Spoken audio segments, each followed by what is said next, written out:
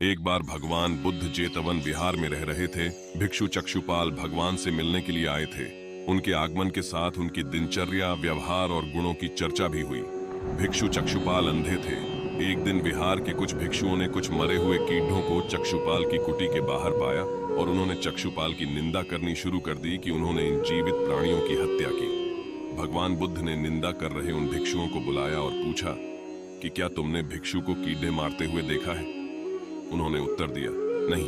इस पर भगवान बुद्ध ने उन साधकों से कहा कि जैसे तुमने उन्हें कीड़ों को मारते हुए नहीं देखा, वैसे ही चक्षुपाल ने भी उन्हें मरते हुए नहीं देखा और उन्होंने कीड़ों को जानबूझकर नहीं मारा है, इसलिए उनकी भर्त्सना करना उचित नहीं है।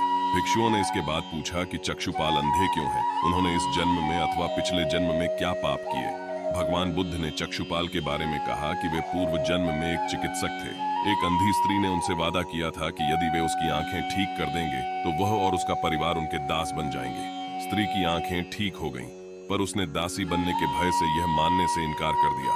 चिकित्सक को तो पता था कि उस स्त्री की आंखें ठीक हो गई हैं, वह झूठ बोल रही है। उसे सबक सिखाने के लिए या बदला लेने के लिए चक्षुपाल ने दूसरी दवा दी। उस दवा से महिला फिर अंधी हो गई। वह कितना ही रोई पीटी, लेकिन चक्षुपाल जरा भी नहीं पसीजा।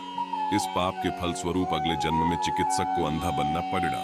एक बार भगवान बुद्ध अपने अनुयायियों के साथ किसी गांव में उपदेश देने जा रहे थे।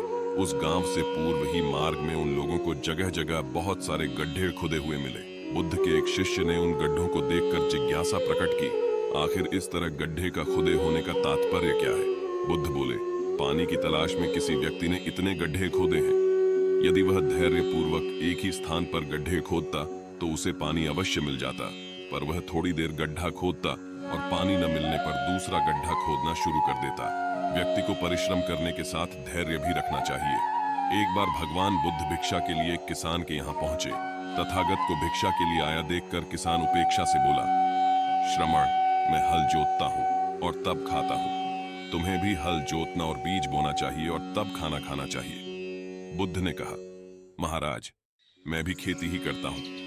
इस पर किसान को जिज्ञासा हुई और वह बोला, मैं न तो तुम्हारे पास हल देखता हूँ, ना बैल और ना ही खेती का स्थल। तब आप कैसे कहते हैं कि आप भी खेती ही करते हो? आप कृपया अपनी खेती के संबंध में समझाए। बुद्ध ने कहा, महाराज, मेरे पास श्रद्धा का बीज, तपस्या रूपी वर्षा और प्रजा रूपी जोत और हल है। पाप भीरुता का दंड है, विचार रूपी रस्सी है, स्मृति और जागरूकता रूपी हल की फाल और पेनी है। मैं वचन और कर्म में संयत रहता हूँ। मैं अपनी इस खेती को बेकार घास से मुक्त रखता हूँ और आनंद की फसल काट लेने तक प्रयत्नशील रहने वाला हूँ।